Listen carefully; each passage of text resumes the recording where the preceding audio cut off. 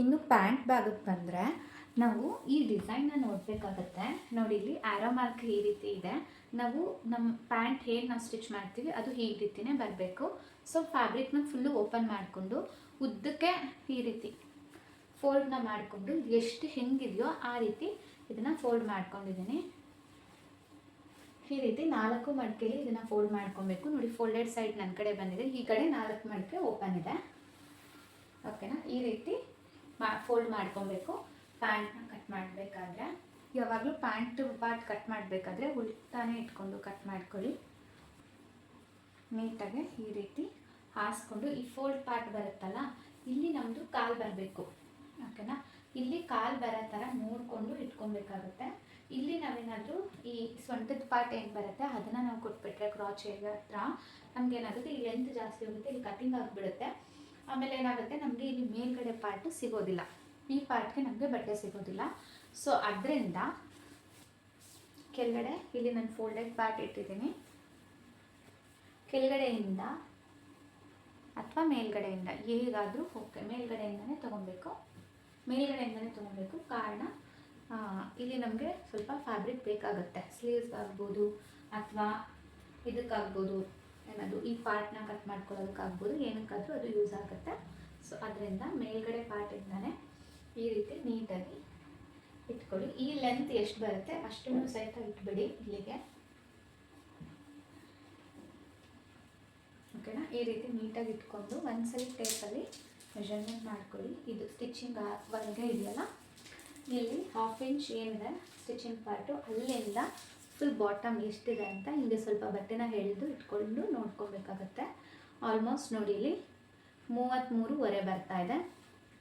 So ಇಲ್ಲಿ ಮೇಲ್ಗಡೆ ಪಾರ್ಟಿಂದ ಸಮ ಇಲ್ಲ ಅಂದರೆ ಸಮ ಕಟ್ ಮಾಡ್ಕೊಳ್ಳಿ. 33.5 ಅಲ್ವಾ? 33.5ಗೆ ಒಂದು ಮಾರ್ಕ್ನ ಹಾಕ್ಕೊಳ್ಳಿ. ಇಲ್ಲಿ ಮೇಲ್ಗಡೆ ಅಟ್ಯಾಚ್ ಮಾಡೋಕ್ಕೆ 1/2 ಇಂಚ್ ಸೀಮ್ ಅಲೈನ್ಸ್ ಕೊಡಬೇಕು. ಮತ್ತು ಕೆಳಗಡೆ ಈ ರೀತಿ ಫೋಲ್ಡ್ ಮಾಡೋದಕ್ಕೆ 1-1.5 ಇಂಚ್ ಆದರೂ ಮಿನಿಮಮ್ ಸೀಮ್ ಅಲೈನ್ಸ್ ಕೊಡಬೇಕಾಗುತ್ತೆ. ಸೊ ಟೋಟಲಿ 2 ಇಂಚನ್ನ ಕೊಟ್ಕೊಂಡು 1.5 ಇಂಚು, 1/2 ಇಂಚ್ ಬಿಟ್ಟು 1.5 ಇಂಚಿಗೆ ಈ ರೀತಿ ಮಾರ್ಕ್ ಮಾಡ್ಕೊಳ್ಳಿ. 2 ಇಂಚೇ ಕೊಟ್ಕೊಳ್ಳಿ.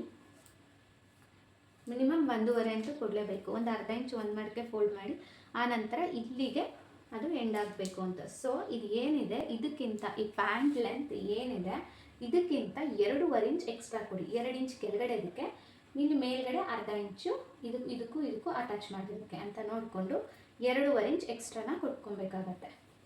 ಓಕೆನಾ?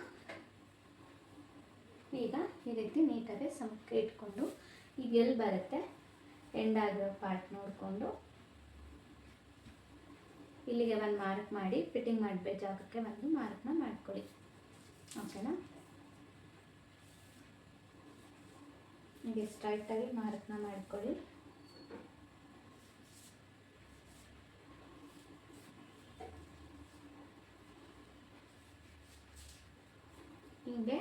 ಹೀಗೆ ಸ್ಟ್ರೈಟ್ ಬಂದು ಹೀಗೆ ಬಂದು ಈ ಪಾರ್ಟು ಫುಲ್ ಸ್ಟ್ರೈಟಾಗೇ ಇರಬೇಕು. ಇಲ್ಲಿ ಯಾವುದೇ ರೀತಿ ಹೀಗೆ ಕ್ರಾಸ್ ಬರಬಾರ್ದು. ಇದಿಷ್ಟು ಸ್ಟ್ರೈಟಾಗೇ ಇದ್ದು ಇಲ್ಲಿ ನ್ಯಾಚ್ ಹೊಡೆದು ಆ ನಂತರ ನಾವು ಮೇಲ್ಗಡೆಗೆ ಹೋಗಬೇಕಾಗತ್ತೆ. ಓಕೆನಾ? ಇಲ್ಲಿ ಈ ಸೈಡ್ ಇದಿಷ್ಟ ಆದಮೇಲೆ ಇನ್ನು ಈ ಕಡೆ ಪಾರ್ಟ್ಗೆ,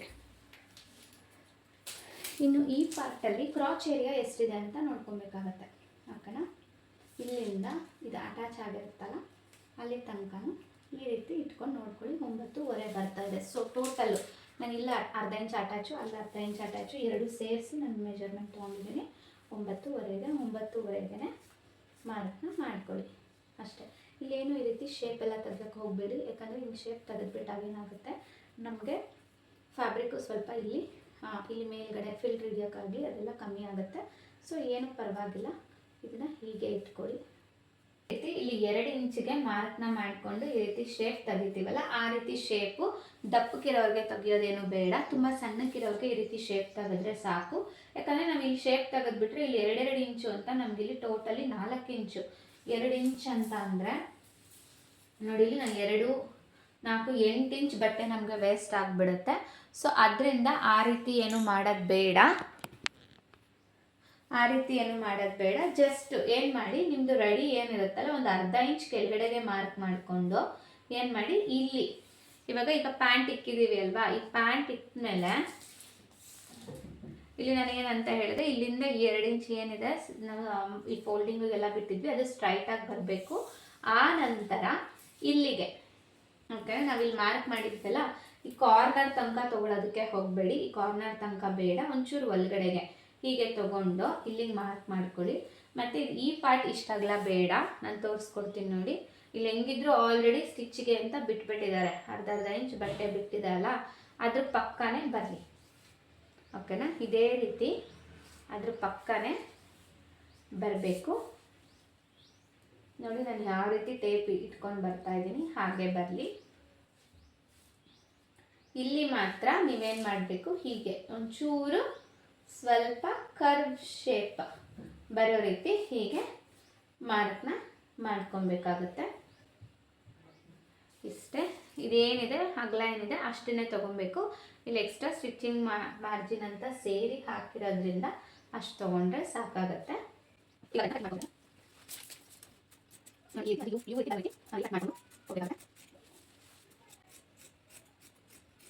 ಇಲ್ಲಿಂದ ಸ್ಟ್ರೈಟಾಗಿ ಕಟ್ ಮಾಡಿಕೊಂಡು ಆನಂತರ ಈ ಪಾರ್ಟಲ್ಲಿ ಕಟ್ ಮಾಡ್ಕೊಳ್ಳಿ. ಆಮೇಲೆ ಇಲ್ಲಿ ಒಂದು ಫೋಲ್ಡಿಂಗ್ ಪಾರ್ಟ್ ಅಂತ ನ್ಯಾಚ್ನ ಹೊಡ್ಕೊಳ್ಳಿ. ಮತ್ತು ಇಲ್ಲಿ ಒಂದು ನ್ಯಾಚ್ನ ಹೊಡ್ಕೊಬೇಕಾಗತ್ತೆ. ಇಷ್ಟೇ ಪ್ಯಾಂಟ್ದು ಬಾಟಮ್ ಪೀಸ್ನ ನಾವು ಕಟ್ ಮಾಡ್ಕೊಬೇಕಾಗಿರೋದು ಇಷ್ಟೇ ಆಗಿರುತ್ತೆ. ಇದು ಡಿಸೈನ್ ಹೇಗೆ ಬರುತ್ತೆ ಆ ರೀತಿ ನೀವು ಫ್ಯಾಬ್ರಿಕ್ನ ಫೋಲ್ಡ್ ಮಾಡ್ಕೊಬೇಕು. ಇವಾಗ ನೆಕ್ಸ್ಟು ಸ್ವಂಟದ ಪಾರ್ಟ್ನ ಯಾವ ರೀತಿ ಕಟ್ ಮಾಡ್ಕೊಳ್ಳೋದು ಅಂತ ನೋಡೋಣ. ಇನ್ನೇನು ನಮಗಿದು ಉಳಿದಿದೆ ಅಲ್ಲ, ಅದನ್ನು ಒಂದು ಸೈಡ್ಗೆ ಬರೋ ರೀತಿ ನಾವು ಫೋಲ್ಡ್ ಮಾಡ್ಕೊಬೇಕು. ನಮಗೆ ಮಧ್ಯದ ಪಾರ್ಟ್ ಏನಿದೆ ಅಲ್ಲ, ಇಷ್ಟುದ್ದ ನಮಗೆ ಬಂದಿದೆ ಅಲ್ಲ, ಅದನ್ನೇ ಸಹಿತ ನಾವು ತಗೊಳ್ಳೋದು. ಹೀಗೆ ಒಂದು ಸೈಡ್ಗೆ ಬರೋ ರೀತಿ ಫೋಲ್ಡ್ನ ಮಾಡ್ಕೊಳ್ಳಿ.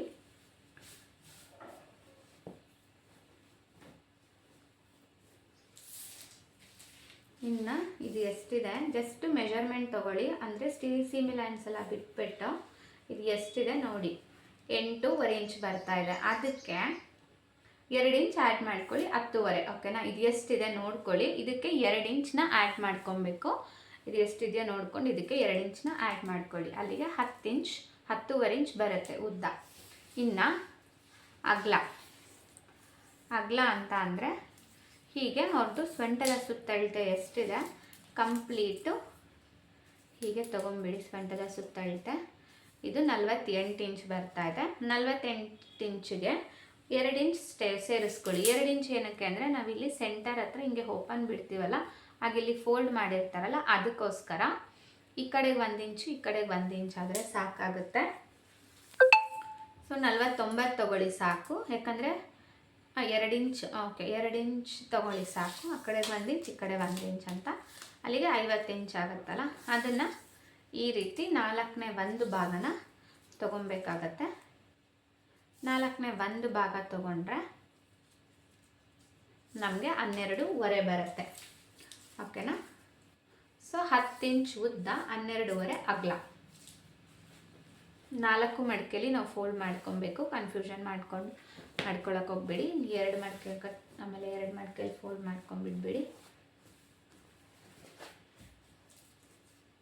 12.25 ಇಂಚ್ ಅಗಲ ಸಾಕು. ಜಾಸ್ತಿ ಅಗಲನೂ ತೊಗೊಂಡ್ರೆ ಆವಾಗ ನಮಗೆ ಫಿಲ್ಟ್ರು ಬರದೇ ಹೋಗುತ್ತೆ.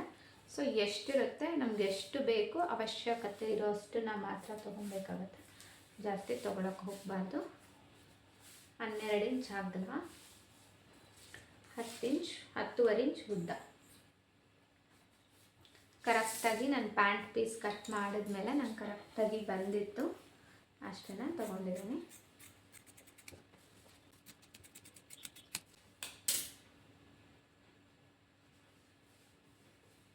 ಇದು ಒಂದು ಸೈಡ್ಗೆ ಬರುತ್ತೆ.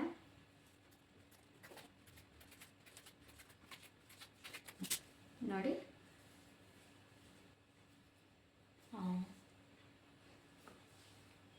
ಹೀಗೆ ಓಪನ್ ಮಾಡಿ ಇಲ್ಲಿ ಸ್ಟಿಚ್ ಹಾಕಿದ್ರೆ ಇಷ್ಟಾಗಲ್ಲ ಬರುತ್ತೆ. ಅರ್ಧ ಸ್ವಂಟದ ಅಳತೆ ಏನಿದೆ ಅದಕ್ಕೆ ಇದಕ್ಕೆ ಸರಿ ಹೋಗುತ್ತೆ.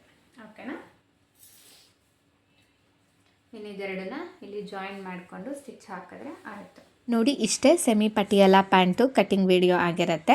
ಫ್ಯಾಬ್ರಿಕ್ ಜಾಸ್ತಿ ಇದ್ದಾಗ ಇದೇ ಮೆಥಡಲ್ಲಿ ನಾವು ಹೆಚ್ಚು ಫಿಲ್ಟರ್ಸ್ಗಳನ್ನ ಕೊಟ್ಕೊಂಡು ಮಾಮೂಲಿ ಪಟಿಯಾಲ ಪ್ಯಾಂಟ್ನ ಮಾಡ್ಕೊಬೋದು. ಫ್ಯಾಬ್ರಿಕ್ ಕಮ್ಮಿ ಇದ್ದಾಗ ಇದೇ ಮೆಥಡು ಸೆಮಿ ಪಟಿಯಾಲ ಪ್ಯಾಂಟ್ ಆಗುತ್ತೆ. ನನ್ನ ಲಾಸ್ಟ್ ವಿಡಿಯೋದಲ್ಲಿ ಮೇನ್ ಫ್ಯಾಬ್ರಿಕ್ಕಿಂದ ಕುರ್ತಿನ ಯಾವ ರೀತಿ ಮೆಜರ್ಮೆಂಟ್ ತೊಗೊಂಡು ಕಟಿಂಗ್ನ ಮಾಡಬೇಕು ಅಂತ ತೋರಿಸಿದ್ದೆ. ಆ ವಿಡಿಯೋ ಇನ್ನೂ ನೋಡಿಲ್ಲ ಅಂದರೆ ಡಿಸ್ಕ್ರಿಪ್ಷನಲ್ಲಿ ಅದರದ್ದು ಲಿಂಕ್ ಕೊಟ್ಟಿರ್ತೀನಿ, ಹೋಗಿ ಚೆಕ್ ಮಾಡ್ಕೊಳ್ಳಿ.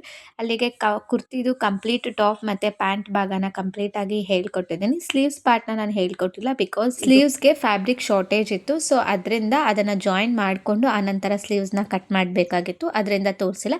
ಬಟ್ ಸ್ಲೀವ್ಸ್ ಕಟಿಂಗ್ ನಾರ್ಮಲ್ ನಾವು ಬ್ಲೌಸ್ಗೆ ಯಾವ ರೀತಿ ಕಟ್ ಮಾಡ್ಕೋತೀವಲ್ಲ ಅದೇ ರೀತಿ. ಹೋಪ್ ನಿಮಗೆಲ್ಲ ವಿಡಿಯೋ ಇಷ್ಟ ಆಗಿದೆ ಅಂತ ಅನ್ಕೊತೀನಿ. ವಿಡಿಯೋ ಇಷ್ಟ ಆಗಿದ್ರೆ ಪ್ಲೀಸ್ ಲೈಕ್, ಶೇರ್, ಕಮೆಂಟ್ ಮಾಡಿ. ಇದೇ ರೀತಿ ಹೆಚ್ಚಿನ ಟೈಲರಿಂಗ್ ಟಿಪ್ಸ್ಗಳಿಗೆ ನನ್ನ ಚಾನಲ್ನ ಸಬ್ಸ್ಕ್ರೈಬ್ ಮಾಡ್ಕೊಳ್ಳಿ. Thank you.